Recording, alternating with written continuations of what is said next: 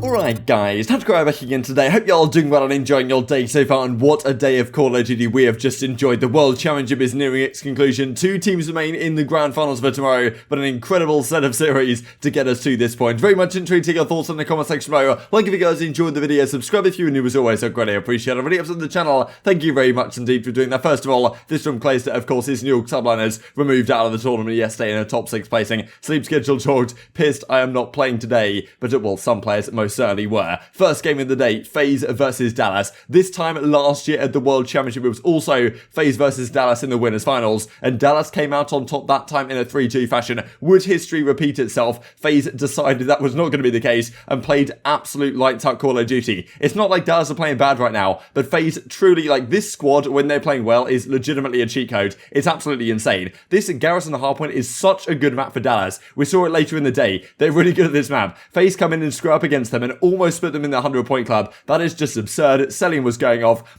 The stats from the FaZe guys, considering it's a winners final at the end of the series, were completely ridiculous. We'll have a look at it here in a second. But as soon as you saw this map one, it was like, okay, wow, this series might already be over. Because, I mean, if FaZe are winning this map one at Garrison Hardware, you'd think that Dallas probably have their best chance of doing something. That, well, maybe the series is already jogged before it has even begun. And we go into a game 2, and, I mean, aBeZy just making ridiculous plays. This game 2 raid search goes all the way down to around 11. Clearly, Dallas were better prepared on this time than when they played them in the grand finals of the stage 4 major, and they lost in that final map 9, but still, the FaZe guys just so disciplined, and even when they, well, it goes down to the wire, they still have some crazy clutch factor, and it's Simp right here that makes a crazy play in this round, and he really shouldn't have been able to do so. It's a 3 versus 4, Dallas are trying to retake. Again, a lot of discussion about should they even let the bomb get down at B, right, because at the end of the day, once the bomb is planted at B, it's so hard to retake that, and you see Simp getting hyped over the main stage right here. Like, it's good to see the hype, and well, certainly some bodies being shot as well, as we'll look at her in just a second, but I think maybe slightly earlier in that map. But this is the crazy 2-piece from Simp right inside of the Tiki Hut, takes down the first, and ILLey can't quite get the trade on the second as well, and that 2-piece really, well, sets the tone of the series, and then it goes into game 3, and as Octane says, FaZe is so lucky Nicky D, of course that being Classic who dominated them at the stage 5 major, is, well, not here to take them down yet again, as well, as you can see here in the controller, actually, it's Simp putting a few extra shots into Crimsix's body,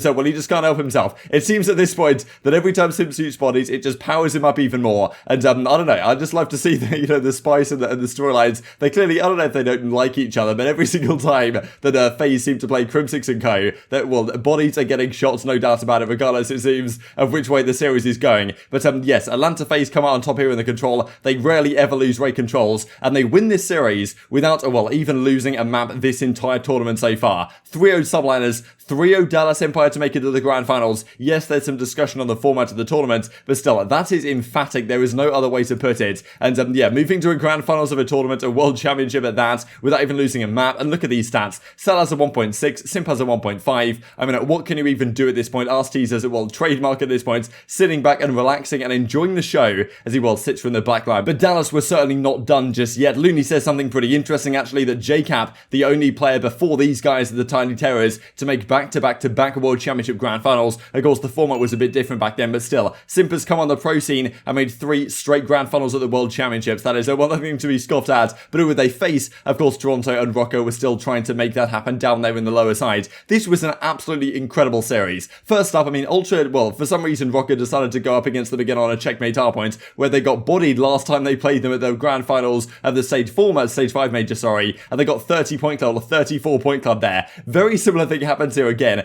250s at 83, Toronto take the game 1 again emphatically, and well, we go into a game 2. This really felt like, okay, well, it could be a similar story. Toronto going to go up 2-0, and then maybe some sort of reverse sweep can happen. Insight trying to make his case for being Rookie of the Year, which I think a lot of people already would have said he was, but of course, Standy on the other side of Standy had won this series with the Minnesota Rokkr. Maybe that changes the conversation somewhat, but yeah, Insight pops a nice 1v2 here to put them up 5-3 in the map, but that's actually not enough. Rokkr make the comeback, and well, the choke kind of comes in for the Toronto Ultra guys. They fall here 6-5, but to be fair, their composure, they've obviously been working to some degree on their composure after choking that Grand Finals right at the Stage 5 Major, and they managed to bounce back in the raid control. This was a ridiculous game. They went up 2-0 here, and it's Minnesota Rokkr that brought the comeback. It looked like, honestly, Ultra were going to choke again, and then, well, basically Rokkr just completely threw it away. They had guys, I mean, you can see Standy right here actually on the point. For some reason, like, Cammy's just sitting here in the cutout. Priestahh stands up, Standy stands up and takes the gunfight even though he's one shot, and if they literally just lay down, they might even win this round, or at least there's no one actually to kill them off it, so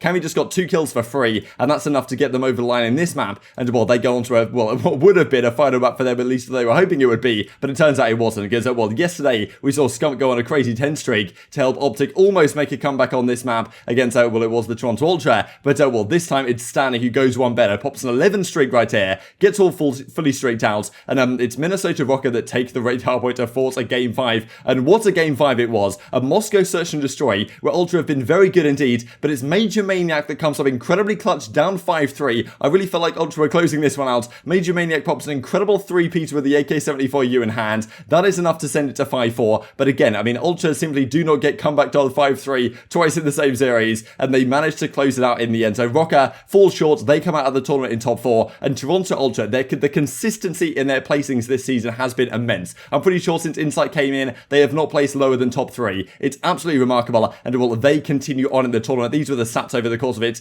CleanX had a massive bounce back. Look at the engagements from CleanX. This is ridiculous. 109 kills, 92 deaths compared to what Insight's doing on the map, but obviously it's working for them when CleanX is going off like this. And very impressive bounce back from him, given that disappointing weekend that he had so far. But of course, there was still one series to be played on the day. And what an absolutely ridiculous final series of the day it was. These maps, every single map here was pretty much ridiculous, especially from the middle of the series onwards. And I simply cannot believe this still happens. This first game, Dallas versus Ultra, as we just said earlier, Dallas so good at this garrison hardpoint. Shotzzy again, like, how is it that every single series, the very first map, he's going like double positive or something. This guy's out of control. He goes on some crazy streaks early on as Dallas closes out the game 1. But no, well, the search and destroy. This is where Ultra have, this has kind of been their bread and butter. This is why against FaZe tomorrow they have such a great chance of making something happen. Maybe not such a great chance of FaZe play how they have done so far, but they seem to me to be at least the team that can compete with FaZe the most in search and destroy. And in best of 9s, there's 4 search and destroys. So you've got to be good on that game mode, and Ultra most certainly are. Dallas are pretty damn good at standoff search. Not good enough right here, though. Ultra tie up the series. This game 3 was absolutely incredible. This snap from Shotzzy, and you can see this on screen as it replays here in just a second, was just something that only Shotzzy seems to be able to do. Takes down the first kill, instantly just snaps on the second guy. You'd actually think he was hacking if you came up against this guy in league play, but well, it seems that is not the case. But this was the Cammy show from rounds 3 to round 5. I couldn't believe what I was saying. Cammy started off this game at 9-20. He ended round 3 12-25. I was like, damn, as a European Call of Duty fan, I wanted to see these guys kind of make some sort of run. And Cammy having a difficult series here so far, I was like, okay, well, maybe Cammy ran out of steam or something, just when it mattered most against Dallas Empire. So, okay, going at the end of round 3, he's 12-25. He then goes on like an 11 streak, gets full streaks, uses the streaks to great effect, and that wins them the entire map. I couldn't believe what I was saying. Cammy had one of the greatest individual turnarounds you are ever going to see from an individual player. Honestly, what a performance from him individually that you can see here from JP Krez. Cammy after round 3 was 12-25. He finished the map 33-29, effectively leading the lobby. 21-4 in back-to-back raid offenses. How hard is that to do for the comeback? They win that control, and well, they certainly needed that control with the absolutely incredible hardpoint that was just about to come up. Back to raid. This is why we love it when the developers put raid and these other throwback maps back in the game, because raid is spectacular for all the game modes. These 2 maps back-to-back are some of the best maps that I've ever watched in Call of Duty history, quite frankly, especially this one. Cammy continued the ice factor. This was ridiculously on. Look at this 4-piece he gets in this kitchen hill. He's feeling himself. It felt like Ultra were going to find a way to close out this series. It does not happen quite like that, though. The end of this game was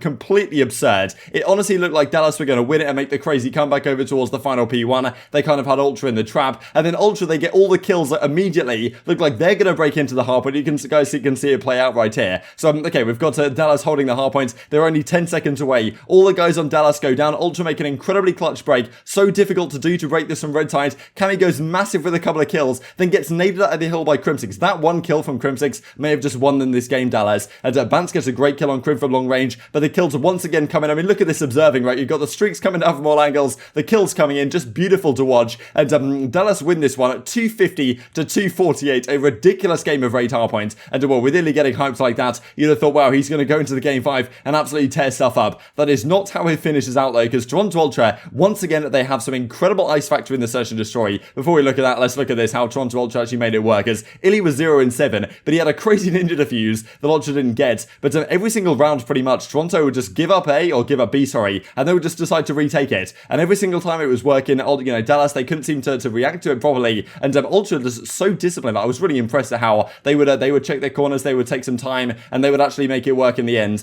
But yes, Toronto Ultra knock out the reigning champions Dallas Empire in an incredible Game 5 series, and well, Dallas are out in top 3, and it's Toronto that will face Atlanta FaZe tomorrow. Ridiculous turn of events. As I say, I think that they probably are the team that has the best chance of taking on Atlanta FaZe, because the Search and Destroy needs to be fantastic. We saw what happened to Dallas Empire today when they played up against FaZe. I'm sure we're going to continue to talk about this from days to come, because some absolutely ridiculous series today. Fantastic stuff to watch. And just to present you guys with this as we finish off the video, I mean, look, Ultra have been no doubt the best European team that's ever been produced. The placings, the consistency is completely ridiculous. Since stage 2 when Insight came in, they won the first one, they came third, second, and now they're top 2 again, guaranteed or better. They could win it tomorrow. It's not going to be an easy task by any means. Very much intrigued to hear your thoughts on all this stuff in the comment section below. Hope you guys enjoyed the video. If you did enjoy it, I'd greatly appreciate a like on the video. Really upset that YouTube algorithm like you enjoyed this content. Other people like you may enjoy this content as well, and I've grown the competitive Call of Duty community. Thank you much as always, take care, and I will see you next time.